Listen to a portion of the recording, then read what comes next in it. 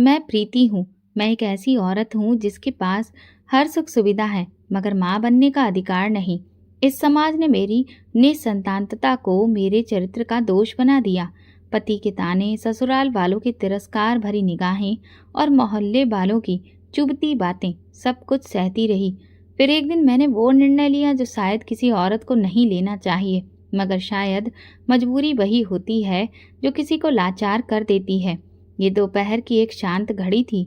मैं अपने कमरे में बैठी थी। सामने मेरी पुरानी नौकरानी रेखा खड़ी थी, जिसकी सेवा से मेरा घर बरसों से सजा संवरा है। उसकी जवान बेटी सोनी अब 18 की दहलीज पर थी। मासूम, चुपचाप, डरी हुई सी लड़की जो हमेशा अपनी माँ की आड़ में रहती थी। मैंने गहरी सांस ली और रेखा से कहा, मुझे तुमसे एक बात करनी है, एक बड़ी बात। रेखा ने चौंक कर मेरी ओर देखा। जी मैडम, मैंने शब्दों को चुन चुन कर बोला, जैसे खुद से भी छिपा रही हूँ। मैं चाहती हूँ कि सोनी मेरे पति से विवाह करे। रेखा की आंखें फैल गईं। चेहरे पर एक सन्नाटा छा गया, जैसे किसी ने उसके पैरों के नीचे से जमीन खींच ली हो। मैडम जी, आप ये क्या कह रही हैं? हम कहाँ, आप कहाँ? हम तो नौकर लोग हैं। उसकी आवाज़ कांपने लगी। मैंने धीरे से कहा, मैं जानती हूँ रेखा, तुम ऐसा क्यों सोच रही हो, लेकिन मेरा दिल टूट चुका है। मैं माँ बनना चाहती हूँ। बरसों से मैं तरस रही हूँ। मैं खुद निसंतान हूँ। मेरा पति मुझे औलाद न होने का दोष देता है। मैं ये सब सहते सहते थक चुकी हूँ। रेखा ने नजरें झुका ली। कमरे में खामोशी फैल गई। मैंने और करीब होकर कहा, तुम्हारी बेटी सिर्फ विवाह करेगी। सिर्फ एक बच्चा चाहिए मुझे, फिर मैं तलाक दिलवा दूंगी। तुम्हें 20 लाख रुपए दूंगी। रेखा की सांसें तेज हो गईं। वो मेरी तरफ देखती रही, जैसे परख रही हो, क्या ये वही प्रीति मैडम है या कोई और? मैडम जी, सोनी भी बच्ची है। उसकी सारी जिंदगी पड़ी है। आपकी दौलत अपनी जगह, लेकिन उसके शब्द लड़खड़ा गए। मैंने उसका हाथ थामा। रेखा, ये मेरी जिंदगी का सवाल है। मैं हर दिन मर रही हूँ। लोग कहते हैं औरत माँ बने तभी पूरी होती है। क्या मैं कभी पूरी नहीं हो पाऊंगी? रेखा के चेहरे पर दर्द की परछाइयां दौड़ने लगीं। उसकी आंखों में आंसू आ गए। शायद मेरी तकलीफ उसे भी चुभने लगी थी। आपका पति मान जाएगा? उसने धीरे से पूछा। मैंने पल भर के लिए खामोशी ओढ़ ली। मैं उसे मना लूंगी। मैंने सोच लिया है। मैं अपने दिल पर पत्थर रख चुकी हूँ। रेखा ने लंबी सांस ली और जमीन पर बैठ गई, जैसे उसके अंदर की दीवार टूट गई हो। मैं अपनी बेटी को आपके हवाले कर दूंगी मैडम जी, लेकिन एक माँ का दिल आपके सुपुर्द कर रही हूँ। उसे तोड़ना मत। उसके ये शब्द मेरे दिल में तीर की तरह उतरे, लेकिन मैंने चेहरे पर ठहराव कायम रखा। मुझे कमजोर नहीं पड़ना था। मैं जानती थी ये सौदा आसान नहीं है, लेकिन माँ बनने का सपना मुझे हर हद पार करने पर मजबूर कर रहा था। उसी पल सोनी अंदर आई, चुपचाप, नजरें झुकाए। उसके चेहरे पर एक अनजानी बेचैनी थी। मैंने उसकी तरफ देखा और दिल में फैसला कर लिया, उस बच्ची को इस्तेमाल नहीं करना। बस एक बार वो लम्हा चाहिए, जिसके बाद मैं सारी जिंदगी खुद ले लूंगी। रेखा उठी, अपनी बेटी को बाजू से पकड़कर बाहर ले गई। मैं वहीं बैठी रही। खिड़की से रोशनी आ रही थी, लेकिन मेरे अंदर अंधेरा और गहरा होता जा रहा था। ये मेरी जिंदगी का पहला बड़ा फैसला था। एक ऐसा फैसला जो मेरे पति, मेरी नौकरानी, एक मासूम लड़की और खुद मेरे वजूद को बदलने वाला था। मगर मैं नहीं जानती थी कि यही मेरी बर्बादी की शुरुआत बनेगा। रात भर नींद नहीं आई। दिल में एक अनजानी बेचैनी ने डेरा डाल लिया था। सुबह नाश्ते की मेज पर मनोज हमेशा के उलट चुपचाप बैठा था। उसके हाथ में अखबार था, लेकिन नजरें कहीं और थीं। मैंने उसके सामने चाय का कप रखा और खुद भी बैठ गई। दिल तेजी से धड़क रहा था, जैसे सीने से बाहर निकल आए। एक पल को सोचा चुप रहूं, सब भूल जाऊं, मगर फिर वही खालीपन, वही सन्नाटा मुझे झकझोरने लगा। मनोज, मेरी आवाज धीमी थी, जैसे खुद भी शब्दों से डर रही हूँ। उसने अखबार से नजरें हटाई। हाँ बोलो, एक बात करनी है तुमसे। तो करो ना। उसने चाय की चुस्की ली। मैंने हाथ आपस में जोड़े, नजरें झुकाई और धीरे से कहा, मैं चाहती हूँ तुम दूसरी शादी कर लो। मनोज की चाय का कप हवा में ही रुक गया। वो मेरी तरफ देखता रहा, जैसे मैंने कोई मजाक कर दिया हो। क्या कहा तुमने? उसकी आवाज में गुस्सा था। एक लड़की है सोनी, रेखा की बेटी। मनोज की आंखें संकुचित हो गईं। चेहरा तनाव से भर गया। तुम पागल हो गई हो प्रीति। मैं किसी नौकरानी की बेटी से शादी करूं? ये मेरे लिए आसान नहीं है, लेकिन मैं तुम्हें खोए बिना माँ बनना चाहती हूँ। मेरी आवाज टूट रही थी। मनोज गुस्से से उठ खड़ा हुआ। कुर्सी पीछे सरक गई। तुम्हें शर्म नहीं आती? मैं कौन हूँ तुम जानती हो? लोग क्या कहेंगे? हंसेंगे हम पर। वो ही लोग मनोज जो मुझे मनुष्य समझते हैं, जो मुझे देखकर नजरें फेर लेते हैं, क्या वही लोग हमारे लिए इतने जरूरी हैं? ये तुम कह रही हो जो हमेशा उन्हीं लोगों की बातों पर रोती रहती हो। हाँ, रोती रही हूँ, लेकिन अब थक चुकी हूँ। तो तुम मुझे मजबूर करोगी? नहीं, मैं खुद को मजबूर कर रही हूँ। तुम्हें सिर्फ हाँ कहना है। मनोज कुछ पल चुप रहा, फिर बोला, मैं किसी नौकरानी की बेटी से शादी नहीं कर सकता। ये हम दोनों के लिए नुकसानदेह होगा। मैंने नजरें झुका ली। दिल की गहराइयों से कुछ टूट कर गिर पड़ा। मैं जानती थी उस इनकार ने मुझसे कुछ छीन लिया है, लेकिन मैं प्रीति हूँ, मैं हार नहीं मानती। मनोज के इनकार ने मुझे तोड़ दिया था, जैसे बरसों की उम्मीद एक पल में राख हो गई हो। मैंने सोचा था शायद मेरी तड़प उसका दिल पिघला देगी, लेकिन वो तो अपने घमंड में कैद निकला। मैं सारी रात कमरे में टहलती रही, कभी खिड़की से बाहर झांकती तो कभी खुद से उलझती। सुबह सूरज निकला, लेकिन मेरे लिए कोई रोशनी नहीं लाया। अंधेरा जो दिल में बस चुका था अब बर्दाश्त नहीं होता था। मैं आईने के सामने खड़ी खुद को देखती रही। बाल बिखरे हुए, आंखों के चारों ओर काले घेरे, चेहरे पर एक टूटी हुई स्त्री की परछाई। और फिर मैंने एक निर्णय ले लिया। अगर मेरे जीने की शर्त एक बच्चा है तो फिर मर जाने से क्या फर्क पड़ेगा? मरना शायद जीवन से आसान है। जहरीली गोलियां मेरे ड्रेसिंग टेबल की दराज में कई महीनों से पड़ी थी। कभी जो डर की निशानी थी, आज वही गोलियां मुक्ति का एक माध्यम लग रही थी। मैंने कांपते हाथों से दराज खोली, शीशी निकाली और पलंग पर बैठ गई। हाथ कांप रहे थे, आंखें धुंधली हो रही थीं, लेकिन दिल में एक अजीब शांति थी, जैसे ये अंतिम पीड़ा हो, फिर सब समाप्त। एक एक गोली मैंने मुंह में डाली और पानी के घूंट के साथ निगल ली। फिर कमर के बल लेट गई, आंखें बंद कर ली। शरीर में एक जलन सी दौड़ने लगी, जैसे धीरे धीरे सांसें छूट रही हों। दुनिया की आवाजें मंद होने लगी। दूर से मनोज की आवाज सुनाई दी, जैसे सपने में किसी ने पुकारा हो। दरवाजा जोर से खुला। मैं बस इतना सुन पाई, प्रीति, ये क्या कर लिया तुमने? मनोज ने मुझे बाहों में उठाया। मेरी सांसें धीमी हो रही थीं, लेकिन मैं पूरी कोशिश से उसकी आवाज को सुनने लगी। वो घबरा रहा था, परेशान हो रहा था। कार में डालकर मुझे अस्पताल ले गया। पूरी राह वो बार बार मेरा नाम पुकारता रहा, प्रीति कुछ तो बोलो, होश में रहने की कोशिश करो। अस्पताल में मेरी धड़कन को फिर से शुरू करने की कोशिश की गई। जीवन की एक नाजुक डोर थी जो पूरी तरह टूटी नहीं थी। कुछ घंटों के संघर्ष के बाद मैंने नीम बेहोशी की हालत में आंखें खोलनी शुरू की। धुंधली सी रोशनी, चेहरे पर ऑक्सीजन मास्क और सामने कुर्सी पर सिर झुकाए बैठा मनोज। मेरी आंख खुली तो उसने तुरंत सिर उठाया। उसकी आंखें लाल थीं, बाल बिखरे हुए और चेहरा पश्चाताप से भरा हुआ। उसने मेरा हाथ थामा। प्रीति, मैं नहीं चाहता था ये सब हो। तुम्हें कुछ हो जाता तो मैं मर जाता। मैंने बड़ी मुश्किल से आवाज निकाली, तुम्हें क्या फर्क पड़ता? तुम्हें तो संतान चाहिए, ना कि मैं। मनोज ने आंखें बंद कर ली, जैसे मेरे शब्द उसे चुभ गए हों। नहीं, मुझे तुम चाहिए, सिर्फ तुम। मैं पागल हो गया था, गुस्से में, अपने अहम में। लेकिन जब तुम्हें खोने का ख्याल आया तो ऐसा लगा जैसे जमीन खिसक गई हो मेरे नीचे से। मैंने धीरे से कहा, अगर मेरी जिंदगी से इतनी मोहब्बत है तो फिर मेरी इच्छा क्यों नहीं समझते? मैं समझता हूँ प्रीति, अब समझता हूँ। उसकी आवाज में नरमी थी, एक टूटे हुए इंसान की। आज मैंने उसकी तरफ देखा। तो क्या तुम शादी करोगे सोनी से? वो कुछ देर चुप रहा, नजरें मेरे चेहरे से हटा ली और खिड़की की ओर देखने लगा। फिर धीरे से बोला, अगर ये तुम्हारे जीने की शर्त है तो हाँ, मैं मानता हूँ। मेरी आंखों से आंसू बहने लगे। सच कहूँ, मुझे उसकी रजामंदी सुनकर खुशी नहीं हुई, बस एक सुकून मिला। घर का माहौल खामोश था, मगर उस खामोशी में एक बोझ लटका हुआ था। वो दिन आ चुका था जिसका ख्याल भी मुझे कभी मंजूर नहीं था, और अब मैंने खुद ही उसे हकीकत बना दिया था। सोनी की शादी मेरे पति मनोज से हो चुकी थी। एक विवाह जिसे मैंने खुद अपने हाथों से मुमकिन बनाया, अपने दिल पर पत्थर रखकर एक सपने को पूरा करने के लिए। विवाह की रस्में बेहद सादा थीं। कुछ गवाह रेखा की आंखों में बेचैनी, सोनी का सहमा और खामोश हुआ चेहरा। सोनी और मनोज का एक सपाट चेहरा, जैसे वो अपने आप से नजरें चुरा रहा हो। विवाह के वक्त मनोज को देख मेरी सांस जैसे थम गई। मेरे पति को किसी और के साथ देखना एक ऐसा पल था जो शायद उम्र भर मेरी आंखों में घूमता रहेगा। शाम को सब चले गए। सोनी का जोड़ा अब उसकी खामोशी में दफन हो चुका था। रेखा उसे मेरे पुराने कमरे में छोड़कर चली गई। मैंने खुद को अपने कमरे में बंद कर लिया। दिल में एक अजीब शोर था, जैसे कोई चिल्ला रहा हो कि ये सब गलत है। मगर मैंने खुद को समझाया, ये बलिदान है, ये सिर्फ एक कदम है माँ बनने की ओर। मैंने तकिए में मुंह छुपाकर खुद को खामोशी से रोने दिया। रात का हर पल पीड़ा में बीता। सन्नाटा दीवारों से टकराकर लौटता रहा। कमरे में घड़ी की टिक टिक दिल पर हथौड़े की तरह लग रही थी। मैंने खुद को दोष दिया, खुद को दिलासा दिया और खुद ही खुद से लड़ती रही।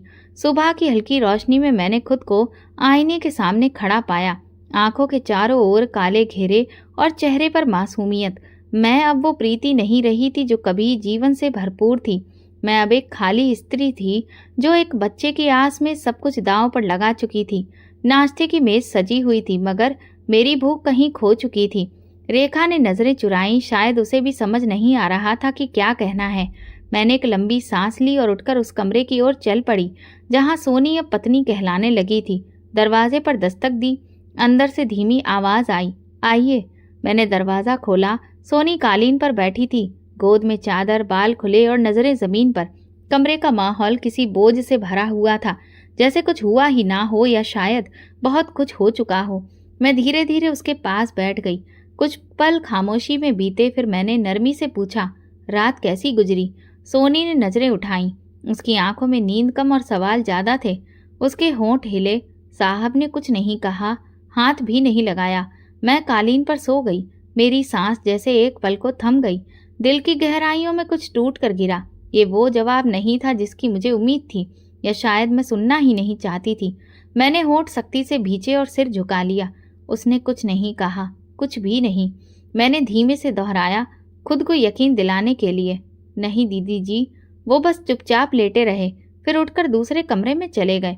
सोनी की आवाज़ बेरंग थी, जैसे वो खुद को भी नहीं जानती थी कि ये सब क्या था। मैं उठ खड़ी हुई। कदम जैसे जमीन पर भारी पड़ रहे थे। एक अजीब गुस्से, दुख और उलझन ने मेरे दिल में चोट मारी। दरवाज़ा बंद करके मैं बाहर निकली। रेखा मेरी तरफ बढ़ी, कुछ कहना चाहा, मगर मेरे चेहरे को देखकर खामोश हो गई। मैं अपने कमरे में वापस आई और दरवाज़ा अंदर से बंद कर लिया। कमरे की खामोशियां अब शोर में बदल चुकी थीं। मेरे अंदर कुछ खौल रहा था, जैसे कोई लावा जो फूटने ही वाला हो। सोनी की बातों ने मेरे दिल पर वो चोट मारी थी जिसका दर्द मेरी हड्डियों तक उतर गया था। जिस बलिदान की नींव पर ये सब किया, वो अगर पहला ही कदम ना उठा सके तो आगे क्या बचेगा? ये सब क्या था? कोई खेल, या सिर्फ मेरे घावों पर नमक छिड़कने का एक नया तरीका? सुबह का वक्त था। मनोज नाश्ता कर रहा था, जैसे कि कुछ हुआ ही ना हो, जैसे कल रात उसने किसी लड़की से विवाह नहीं किया, जैसे कोई बदलाव आया ही ना ही हो। वो खामोश था, नाश्ता कर रहा था और अखबार पर नजरें गड़ाए बैठा था। मैंने उसकी ओर देखा और मुझे उसके चेहरे पर वो ऊब, वो अरुचि दिखाई दी जो किसी जबरदस्ती के निर्णय को ढो रहे व्यक्ति के चेहरे पर होती है। मैं खामोशी से उसके सामने जा खड़ी हुई और आवाज दी, मनोज। वो अखबार से नजरें हटाकर मेरी ओर देखने लगा। मैं पूछना चाहती हूँ, रात तुमने सोनी के साथ कुछ? मेरी आवाज मेरे हलक में ही अटक गई। मनोज ने फौरन नजरें चुराई। क्या मतलब तुम्हारा? मैंने कदम आगे बढ़ाया। साफ बात करो, तुमने उसे उसका अधिकार क्यों नहीं दिया? एक पल जैसे ठहर गया। उसका चेहरा तन गया, जैसे किसी ने उसकी बेरुखी को उजागर कर दिया हो। प्रीति, तुम्हें शर्म नहीं आती? ये सवाल पूछते हुए। शर्म? मैं हंसी, एक कड़वी घायल हंसी। शर्म तो उसे आनी चाहिए जो विवाह करके अपनी पत्नी को कालीन पर सोने दे। मनोज ने कुर्सी पीछे खींची और खड़ा हो गया।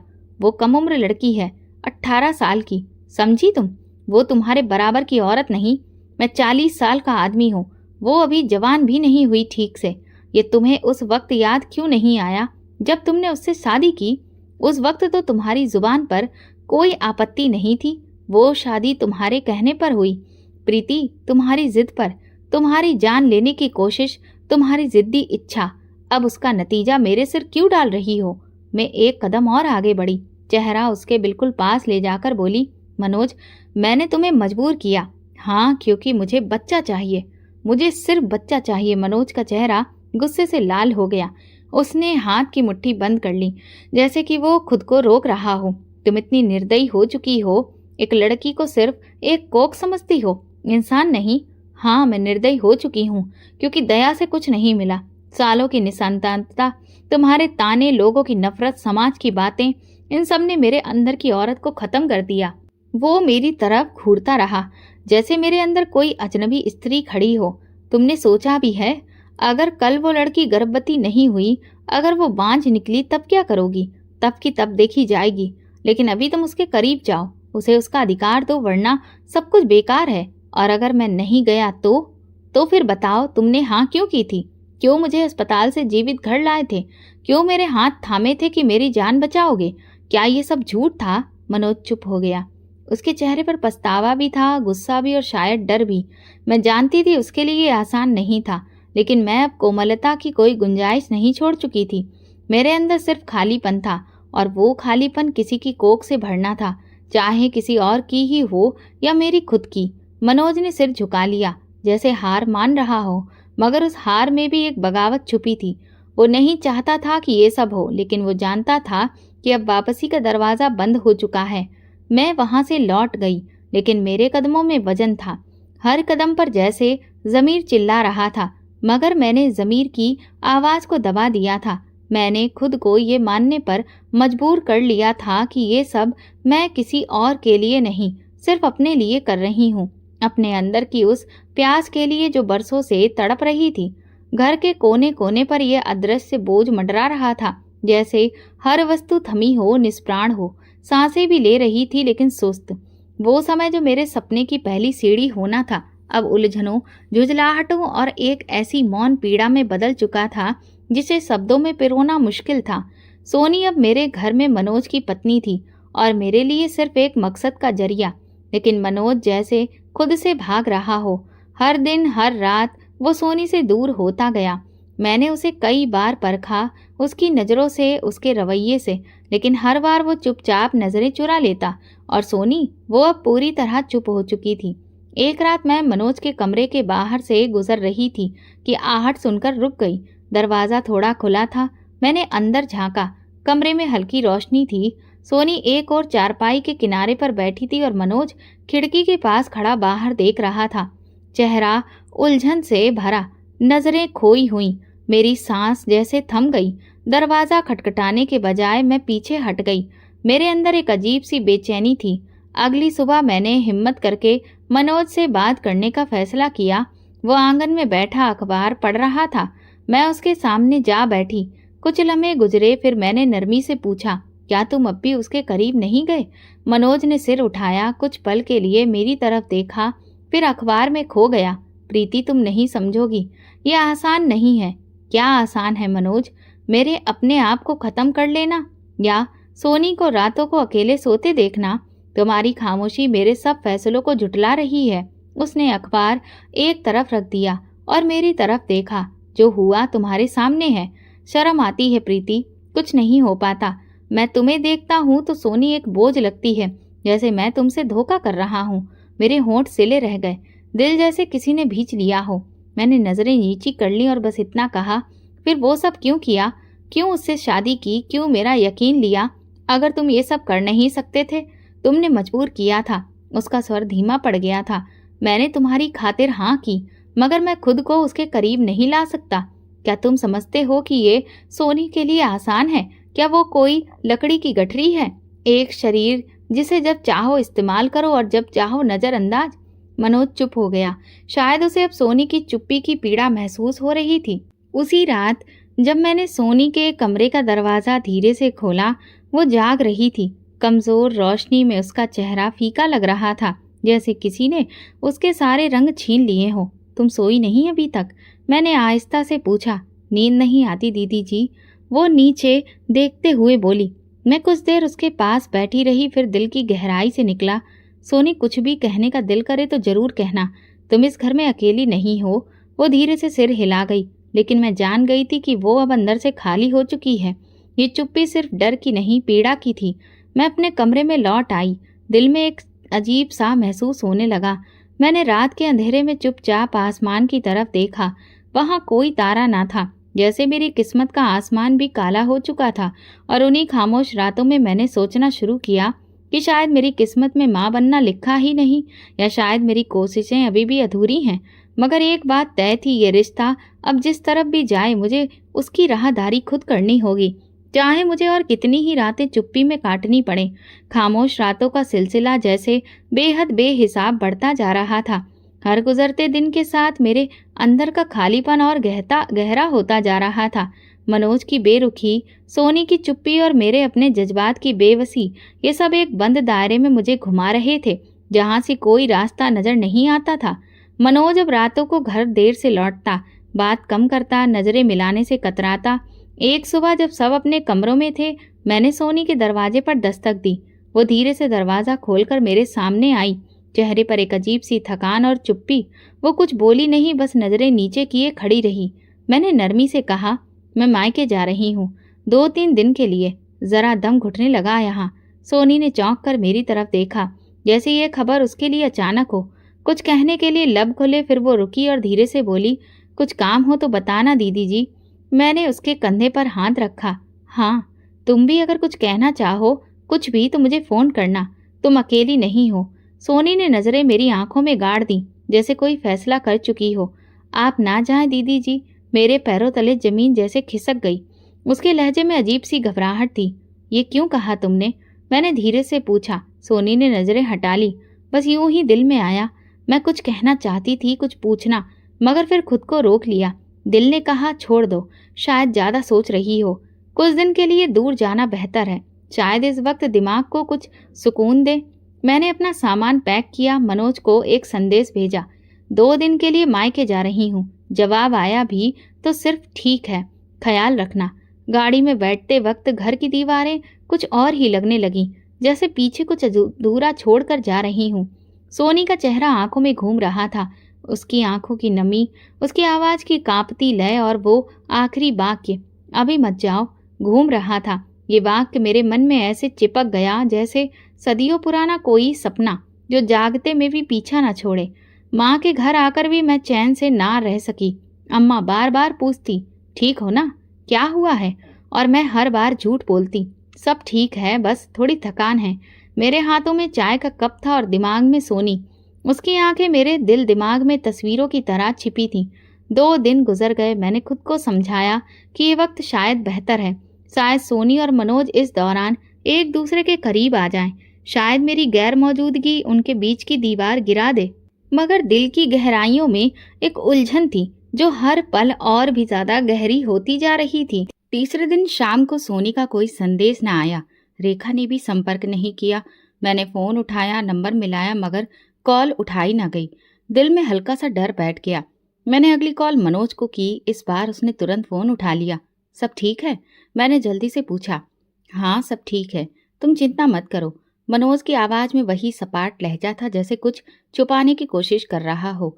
मैंने सोनी के बारे में पूछना चाहा, मगर उसने बात का रुख बदल दिया। तुम कब वापस आ रही हो? कल सुबह, मैंने जवाब दिया, मगर दिल में एक तूफान उठ चुका था। वो रात बहुत लंबी थी, नींद आंखों से मीलों दूर थी। मैं नहीं जानती थी मेरी गैर मौजूदगी में क्या हो चुका है, लेकिन इतना यकीन था कि कुछ तो ऐसा है जो मेरी वापसी का इंतजार कर रहा है, कुछ जो मुझे झंझोड़ कर रख देगा, कुछ जो शायद सब कुछ बदल देगा। सुबह सूरज निकला तो मैंने खुद को फिर उसी दोहरे रास्ते पर पाया, जाना है या नहीं। लेकिन अजीब बात थी, दिल जैसे चाहता भी था कि मैं अभी ना जाऊं। शायद डर था, शायद थकान, या शायद जिद। फोन उठाया और सोनी का नंबर मिलाया। दूसरी बैल पर उसने फोन उठा लिया। नमस्ते दीदी जी। उसकी आवाज कांप रही थी। नमस्ते, कैसी हो? मैंने जैसे आम सी बात की। ठीक हूँ, आप ठीक हैं? कब वापस आ रही हैं? मैंने पल भर को रुकावट की, फिर सर्द लहजे में बोली, नहीं आ रही, अभी कुछ दिन और रुकूंगी। दूसरी तरफ कुछ पल के लिए चुप्पी साध दी। फिर उसने धीरे से कहा, दीदी जी आप आ जाएं। सोनी, मैंने तुम्हें पहले भी कहा था, मुझे बच्चा हर हाल में चाहिए। तुम जानती हो ये सब क्यों हुआ। अब तुम्हें खुद आगे बढ़ना होगा। लेकिन दीदी जी, उसने कहना चाहा, लेकिन मैंने बात काट दी। तुम साहब के करीब होने की कोशिश करो, उनके साथ समय बिताओ। मैं तुमसे मोहब्बत नहीं मांग रही, बस एक कर्तव्य निभाने को कह रही हूँ। ये शादी इसलिए हुई थी कि मैं माँ बन सकूं। दीदी जी, वो मुझसे बात भी नहीं करते, आंख नहीं मिलाते, उसकी आवाज भीगी हुई थी। तो तुम कोशिश करो, उन्हें पास आने दो। पुरुष को एहसास से ज्यादा वातावरण चाहिए। तुम उनके लिए वो वातावरण बनाओ, नरमी से, चुप्पी से, जैसे एक पत्नी करती है। सोनी चुप हो गई। उसकी सांसों की आवाज़ फ़ोन पर साफ सुनाई दे रही थी। मैं तुम्हें तकलीफ में नहीं देखना चाहती सोनी, लेकिन अगर तुम भी कोशिश ना करो तो ये सब बेकार जाएगा। और याद रखो, अगर ये मौका गया तो ना तुम्हें कुछ मिलेगा ना मुझे। मैंने फ़ोन बंद कर दिया। दिल में एक अजीब सा बोझ था, जैसे कुछ कहना रह गया हो, लेकिन मैं जानती थी अब नरमी की गुंजाइश नहीं थी। सोनी ने मेरी आंखों के सामने शादी की थी। उसकी मासूमियत, उसकी खामोशी, सब मैंने अपनी खुदगर्जी से रौंद दी थी। अब मुझे अपनी जिद पूरी करनी थी, हर कीमत पर। उसी रात रेखा का संदेश आया, दीदी जी सोनी चुप चुप रहने लगी है, कुछ खाती भी नहीं, कृपया वापस आ जाइए। मैंने संदेश सुना मगर जवाब नहीं दिया। फिर फोन आया, इस बार सोनी की कॉल थी। मैंने कुछ पल देखा, फिर कॉल उठाई। दीदी जी मैं क्या करूं, वो मुझे देखते भी नहीं, आप वापस आ जाइए ना। उसकी आवाज में घबराहट थी और वही बेबसी जो मेरे दिल को चीरने लगी। सोनी तुम्हें खुद कुछ करना होगा। क्या तुम ये नहीं चाहती कि तुम्हारी माँ को वो सब कुछ मिले जिसकी उसे चाह है? तुम जानती हो ये तुम्हारी माँ का सपना है। वो 20 लाख का वादा तुम्हारे बेहतर भविष्य के लिए था। तुम्हें ये सब समझना होगा। समझती हूँ दीदी जी, लेकिन साहब तो जैसे मुझसे नफरत करते हैं। नफरत नहीं करते, बस झिझक है। वक्त के साथ सब ठीक हो जाएगा। तुम हिम्मत रखो, खुद को मजबूत बनाओ। तुम अब सिर्फ रेखा की बेटी नहीं हो, तुम अब एक पत्नी हो, और पत्नी को अपना हक खुद लेना पड़ता है। सोनी ने जवाब नहीं दिया, मगर उसकी खामोशी में एक थकान थी। मैंने फोन बंद किया और दिल पर हाथ रख लिया। कुछ देर में अम्मा कमरे में आई। मेरे चेहरे को गौर से देखकर बोली, कुछ ठीक नहीं लग रहा तुम्हें? मैंने गर्दन हिला दी। बस थोड़ी सी थकान है। वो मेरे करीब बैठ गई, हाथ पर हाथ रखा। प्रीति, अगर कोई ऐसा फैसला कर लिया हो जो दिल में खटकता रहे तो उसे निभाना बड़ा महंगा पड़ता है। वक्त पर लौट आना सीखो। मैं चुप रही। अम्मा को कैसे बताती कि मैं लौटने के काबिल नहीं रही। मैंने अपनी जिद के साथ वो दरवाज़ा बंद कर दिया था जिससे लौटने का ख्याल भी मेरे अंदर डर पैदा करता था। उसी रात सोने से पहले मैंने दिल में एक दुआ की कि या तो सोनी मेरे सपने को सच कर दे, या वक्त मुझे इतना पत्थर दिल बना दे कि मैं सोनी के आंसू देखकर भी आंखें ना झपकाऊं। एक दिन माँ बाहर गई थी और मैं कमरे में अकेली बैठी थी। एक पुराना एल्बम निकाला, तस्वीरें पलटते पलटते हाथ रुक गया, आंखें ठहर गई। एक तस्वीर थी जिसमें मैं सफेद जोड़े में बैठी थी, हाथों में मेहंदी और चेहरे पर वो मासूम चमक जो नई नवेली दुल्हन की होती है। उस वक्त मुझे नहीं मालूम था कि शादी के बाद एक दिन मेरी सबसे बड़ी पहचान यही बनेगी, बांझ। तस्वीर को हाथ से नीचे रखते ही जहन की स्क्रीन पर वो पल उभरने लगा जो आज तक मेरे अंदर जिंदा थे। वो दिन जब हमने शादी के बाद 1 साल पूरा किया था। अम्मा की आंखों में उम्मीद थी, ससुराल की औरतों के चेहरों पर बेसब्री और मेरे अंदर एक अनजाना डर। जब 1 साल बाद भी खुशखबरी नहीं आई तो लोगों के अंदाज बदलने लगे, ताने तीखे होने लगे। पहले तो बस सवाल होते थे, क्या खबर नहीं आई? फिर ताने बनने लगे, अच्छी भली लड़की है। और फिर कानाफूसी होने लगी, किसी किसी के नसीब में संतान नहीं होती। मोहल्ले की औरतें जब गर्भवती होती तो मेरे घर का रास्ता बदल लेती। एक बार एक औरत के बच्चे की पैदाइश हुई तो उसकी सास ने मुझे फंक्शन में नहीं बुलाया। वजह ये कि कुछ औरतों की परछाई बच्चे पर भारी पड़ती है। मैंने उस दिन आईने के सामने खड़े होकर खुद को देखा। कोई निशान, कोई दाग तो नहीं था मेरे चेहरे पर। फिर ये मनुष्यत क्यों जुड़ी थी मुझसे? मैंने मनोज को बताया। आंखों में नमी थी, आवाज भीग रही थी। मुझे लोग मनोज कहते हैं। मनोज, तुम्हें भी शर्मिंदगी होती होगी मेरी वजह से। वो हंसा नहीं, न रुका। वो बस सीधा सा जवाब दिया, शर्मिंदगी की बात है प्रीति, ये वो रात थी जब मैं पूरी तरह टूट गई थी। सोफे पर, जमीन पर, बिस्तर पर, जहां जगह मिली आंसू बहाए। मैं किस पाप की सजा भुगत रही हूँ। उसके बाद एक दवाइयों का सिलसिला शुरू हुआ। इलाज, टेस्ट, सब आजमाया। हर माह एक नया सपना, हर माह एक नई उम्मीद और हर महीने एक नई मायूसी।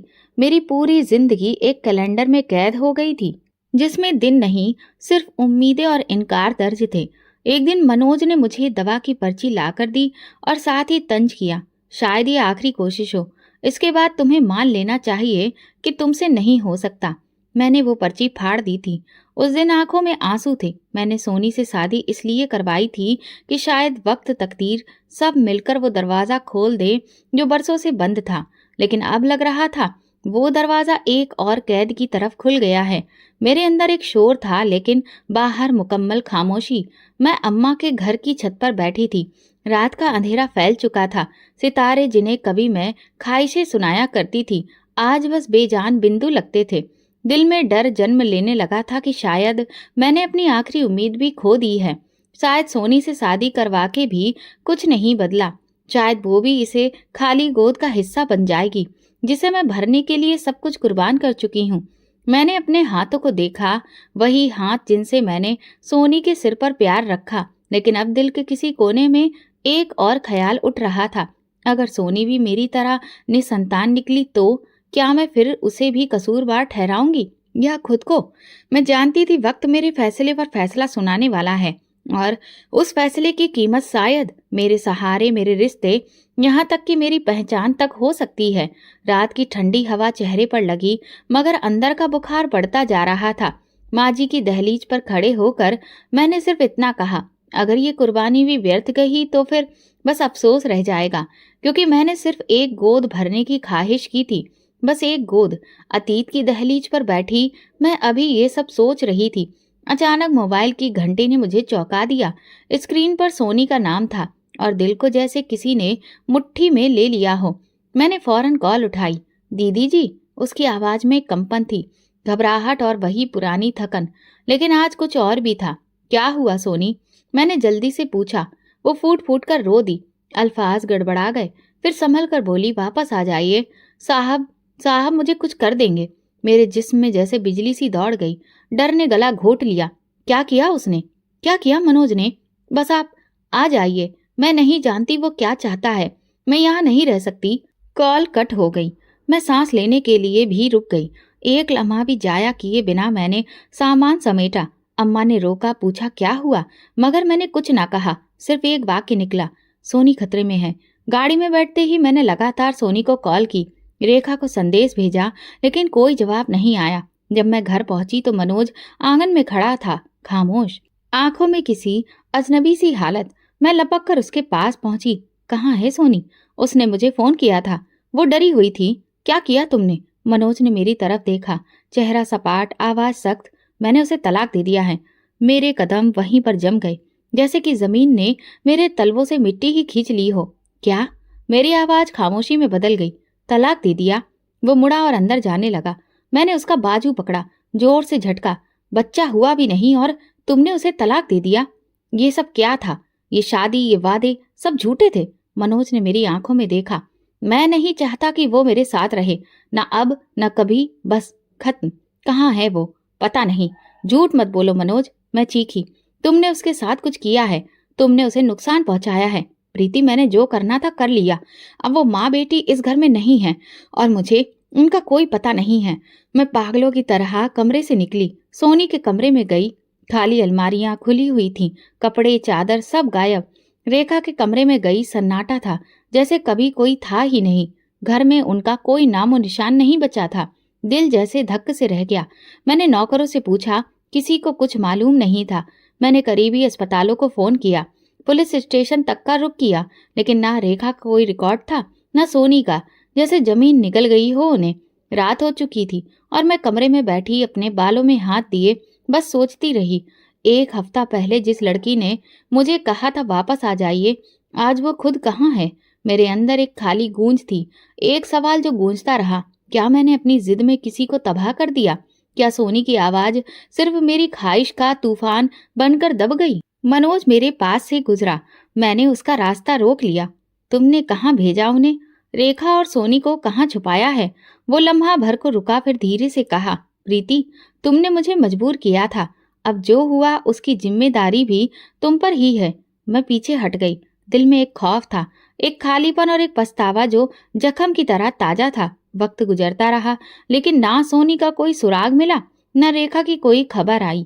मैं रोज उनकी गुमशुदगी की खबर अखबार में तलाशती, कभी सोशल मीडिया पर तस्वीरें पोस्ट करती, कभी मोहल्ले वालों से पूछताछ करती, लेकिन सब बेकार। घर में मनोज ने इस बात को हमेशा के लिए बंद कर दिया था। वो इस बारे में बात भी नहीं करता था, और अगर मैं कुछ कहती तो बस ये खामोश निगाह डालकर कमरा छोड़ देता।